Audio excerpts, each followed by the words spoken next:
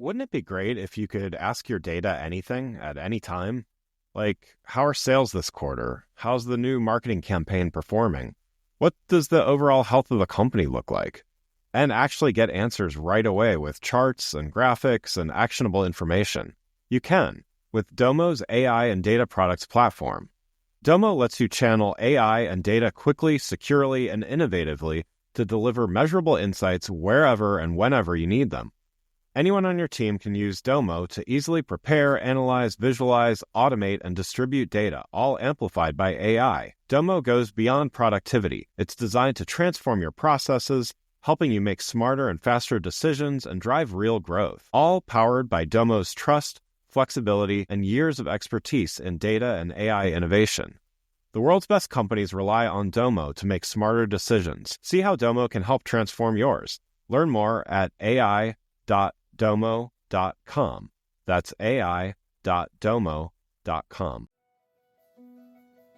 Welcome to Season 5 of the Agile Brand with Greg Kihlstrom, where we talk with enterprise and technology platform leaders about the people, processes, and platforms that make marketing and customer experience successful, scalable, and sustainable. This is what creates an Agile brand. I'm your host, Greg Kihlstrom, advisor and consultant for Fortune 1000 marketing and CX leaders and teams as principal and chief strategist at GK5A, and best-selling author, keynote speaker, entrepreneur, and Agile certified coach. The Agile Brand podcast is brought to you by TEKsystems, an industry leader in full-stack technology services, talent services, and real-world application. For more information, go to teksystems.com. To sign up for the Agile Brand newsletter and get the latest insights and articles on marketing technology and CX, or to purchase a copy of my latest book, House of the Customer, go to gregkihlstrom.com.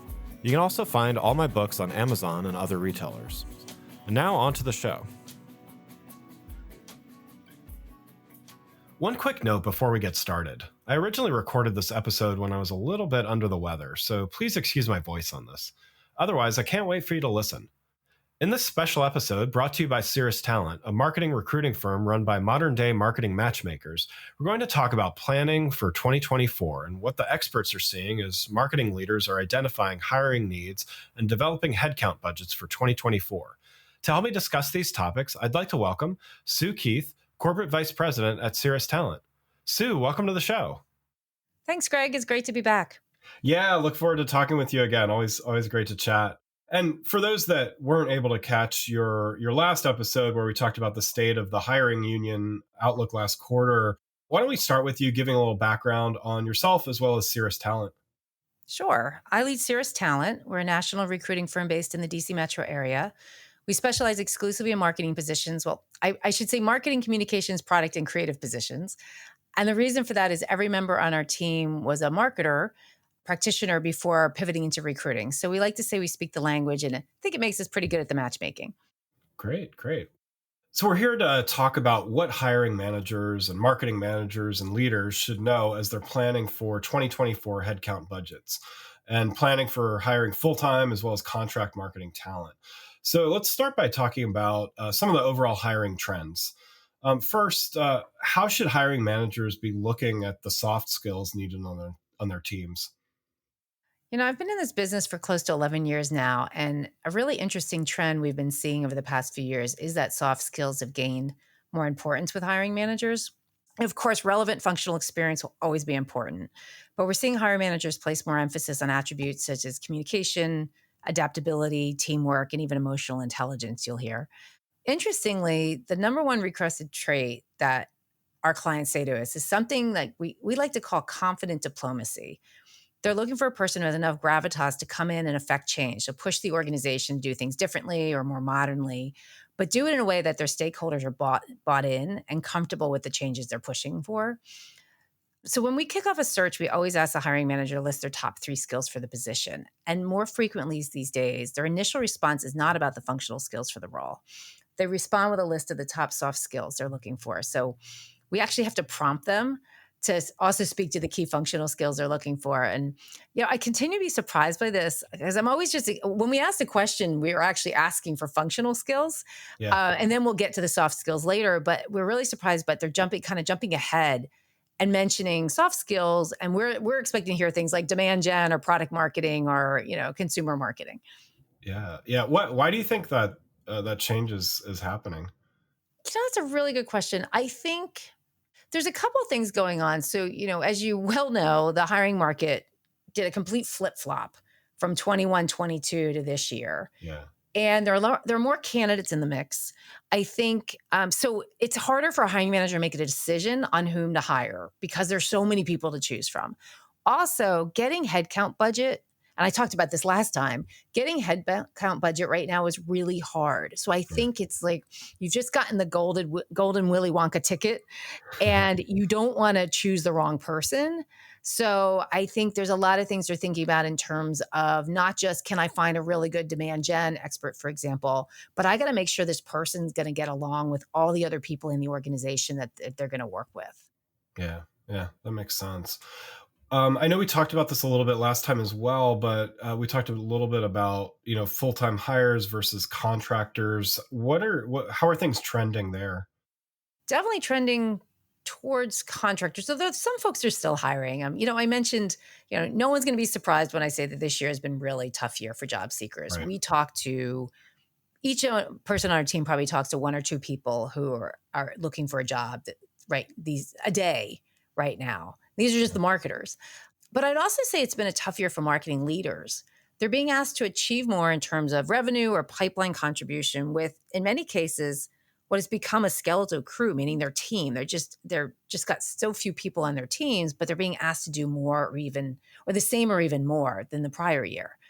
And, many have had to lay people off, or at a minimum, they haven't been allowed to backfill the people who've left. So as a result, we have seen an increase in leaders bringing on contractors to help fill those gaps. In most cases, your contractor budget comes out of your program's budget. It's separate from your headcount budget. So most marketing leaders have more discretion, or maybe I should say authority, to hire an interim contractor where they may not have the approval to hire a full-time employee. So we're definitely seeing a shift. We absolutely saw that in 2020 during COVID, where no one was hiring full-time employees because the world had stopped turning and no one knew if it was going to start up again. Right. But definitely they still needed, market CMOs and marketing leaders still needed the work to get done. And they were able to bring in contractors because that came out of their own program budgets. Got it. And so another term here, fractional seems to be all the rage. I know I hear it a lot in the work that I do as well. What does this really mean? That's a really good and really relevant question. So this was really interesting. So we have a sister company called HRQ, and we specialize in marketing positions. They specialize exclusively in HR positions. So they recently ran a poll on LinkedIn, and the question was this: has your company utilized fractional HR executives? And there were three possible answers: yes, no, and what the heck is fractional HR? I added the heck. The poll didn't really actually say heck, but I added that. And so get this, out of 95 responses, the answer, what is fractional HR, received 55% of the vote. So more than half of the respondents weren't actually sure what fractional is. And I'm actually not very surprised by this. So the term fractional, you just alluded to this, it's being used by everyone these days, but it's really not clearly defined. And quite frankly, I would argue it's being a bit overused, in my opinion. Yeah. So if you want to look at kind of how this came to be, so think about there being this two-sided marketplace. You've got hiring companies and you've got job seekers. And we just talked about the fact that very few companies are hiring. And we know there are many people on the market.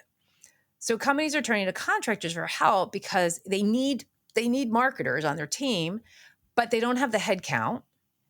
And then there are all these marketers who are in between business cards, as we like to say, who are more than happy to take on a contract engagement until the market picks back up.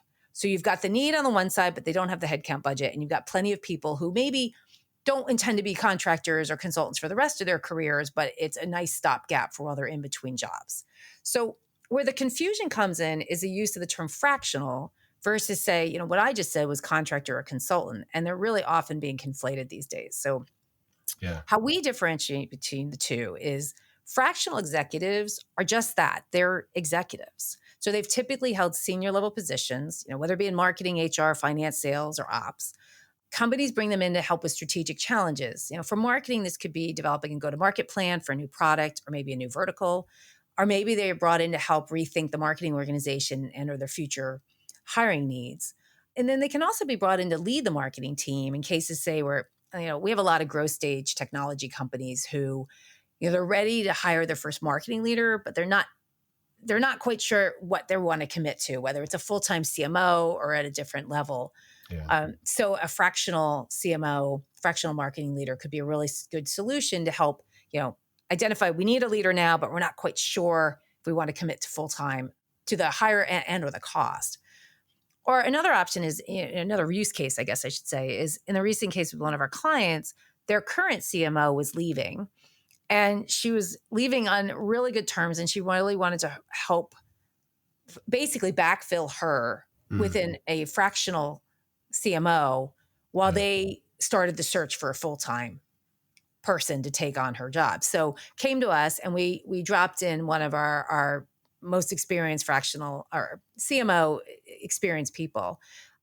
And so that the team was still being managed, the trains were still running, but while they looked for the permanent replacement, in the end, it so happens that they ended up hiring our fractional CMO, but that was definitely not the initial reason for asking her to step in. So that's fractional. A contractor or consultant, whatever you want to call it, tends to fill a lower level position. And I'm not saying a low level position. We've placed many director and senior manager marketing contractors, but they're not executives. And oftentimes they're hired in a way that we would call staff augmentation, meaning they're part of the marketing team, just not on the payroll.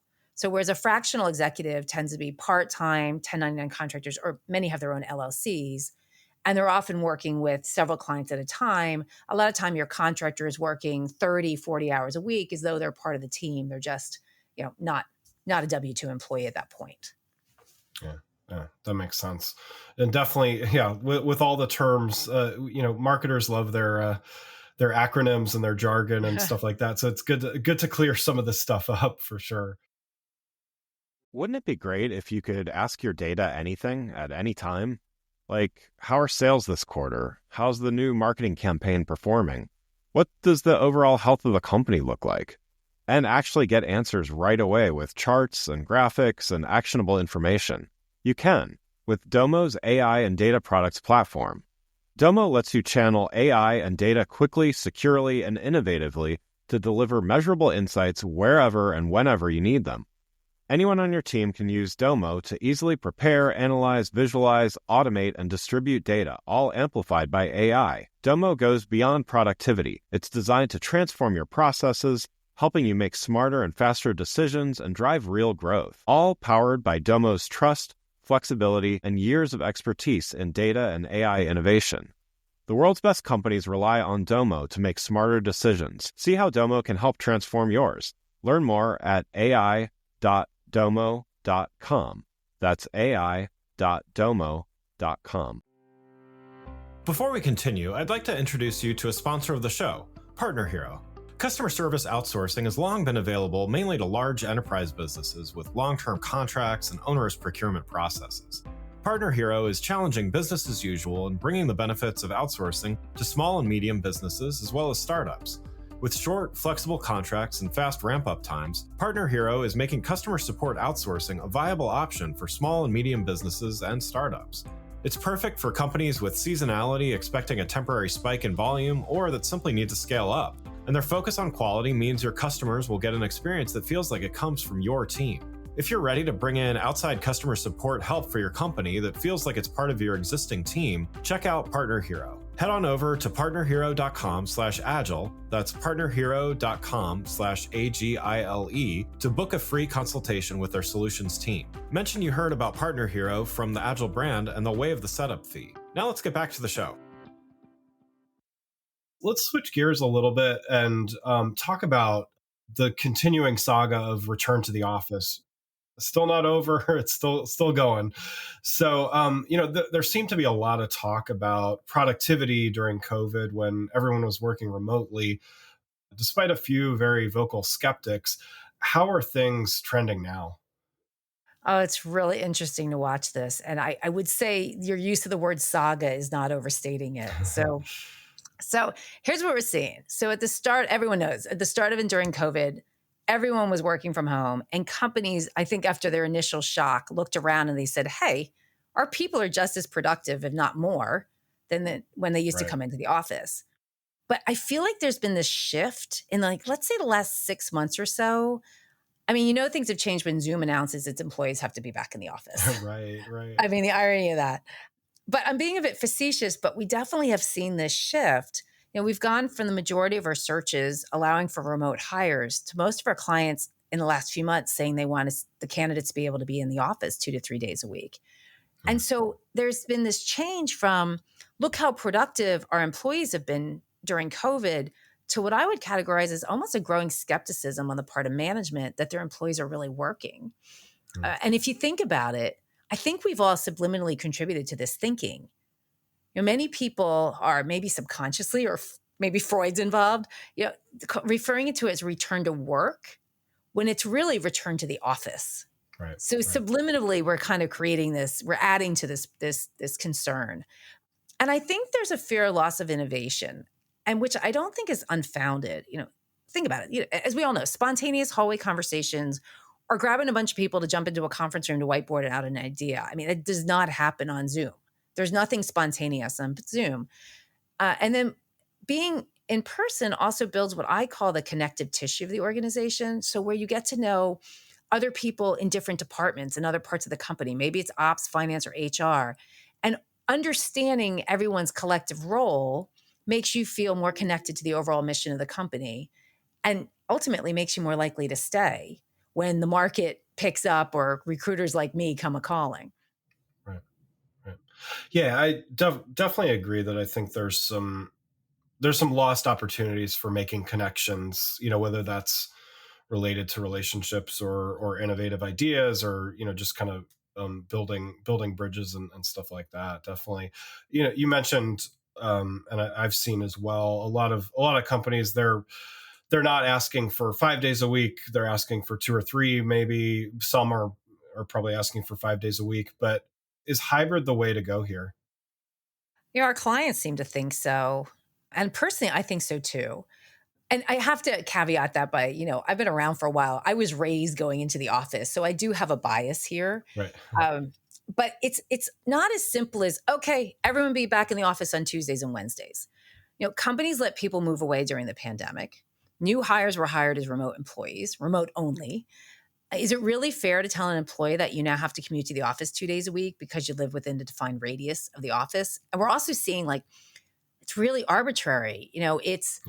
We know some companies that say if you're within X miles of the office, you have to come in. I have a friend who the rule is if you're within an hour of the office, which, you could drive really slowly and claim that it took you longer. Right. Drive like 2 miles per hour. That's right. And say, well, it took me an hour and a half. But, there are others who don't have to come in because they live further away or outside whatever that defined radius. I mean, they don't have to worry about the extra gas expense. Maybe they'd actually have to hire someone to meet their kids off the bus, where they don't have today. Maybe they're caring for an elderly parent who lives with them. So this is really hard stuff. Here's an extreme example. So my son recently graduated from college and works, thank God he has a job, for a global insurance company. So he started back in June. And at that time, he was required to go into the local office here every other Wednesday. Last week, they announced that certain groups, certain teams would be required to come in 5. So 5 days a week. Oh, wow. Going from 0 or half to 5. And meanwhile, his team, which is global, so there's no critical mass near an office, doesn't have to go in at all. Wow. So really, really extreme, and I would say not particularly equitable pivot. Right. And you can imagine the backlash on the all hands meetings that he's been listening in on. Yeah, so it's a matter of, getting in on the right team, right? And then what are your incentives to, it sets up a lot of challenges, right? Because what does it say about you if you're lobbying to be on the team that doesn't have to go in the office versus does? Right. And it's it may be for very innocuous reasons, as you mentioned, of just like daycare or, other Right. things like that, not just that you're, slacking off watching TV all day Right, or right. something And like that. you're gonna admit you won't be able to watch Netflix for half the day. Right, Um, right, exactly. there's also a converse to this. So back in the day where everybody was in the office, except for like that handful of remote people who would be like voices coming out of the Polycom in the ceiling, for those of us Right. who even remember what a Polycom is. Those employees who now aren't coming into the office a couple days a week while their peers are, they may end up feeling marginalized again, like it used to often be the case Yeah. pre-pandemic, because they're not getting the face time with their boss or management, or they're not part of those spontaneous hallway conversations that I talked about earlier. So this is really tricky. And at some point, it's going to settle into some standard, but right now the answers aren't very clear or easy. Yeah, yeah, definitely. So, we've talked a bit about the leadership and the hiring managers and, their perspective on things. How are candidates dealing with this return to the office? Are they adjusting? I mean, you mentioned the anecdote about your son, but, are they slowly kind of going back to the old ways of doing things, or, is this are we kind of headed for another standoff here? And yeah. the uh, the automaker strike. Right, Um, right. well, we're seeing mixed reactions. So some candidates are excited about going to the office and seeing people in real life. I don't think we've had one single candidate ever say to us they want to go back 5 days a week. Yeah, But some actually, when we tell them that the client is requiring hybrid, or client is now officially on a hybrid schedule, they're actually excited to have that opportunity. yeah, But you know what's really interesting? We still talk to a lot of candidates who want to remain 100% remote, and they will say straight up that they are willing to take a pay cut to do so. yeah, yeah. Yeah, I mean, I get it. It's once you've kind of shifted to the lifestyle, right? It's hard to kind of go back. Yeah.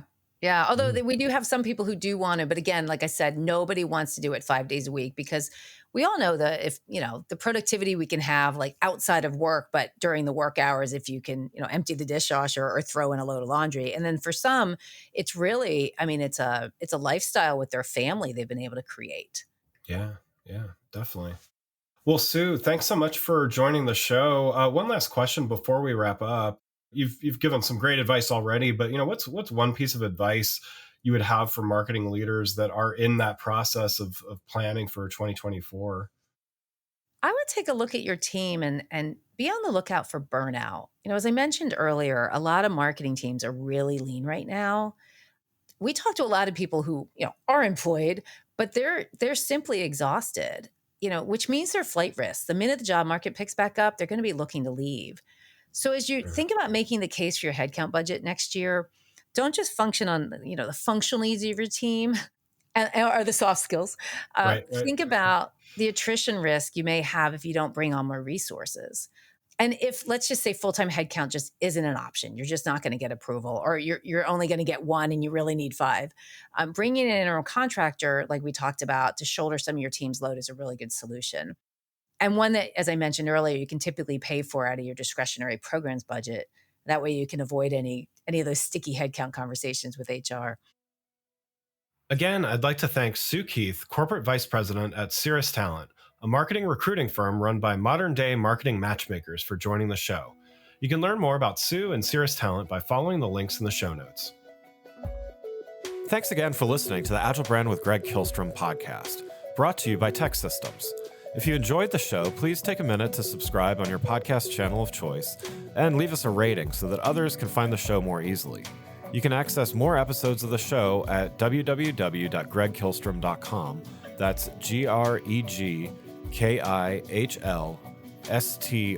GREGKIHLSTROM.com.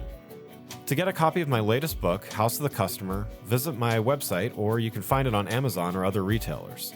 The Agile Brand is produced by Missing Link, a Latina-owned, strategy-driven, creatively fueled production co-op. From ideation to creation, they craft human connections through intelligent, engaging, and informative content.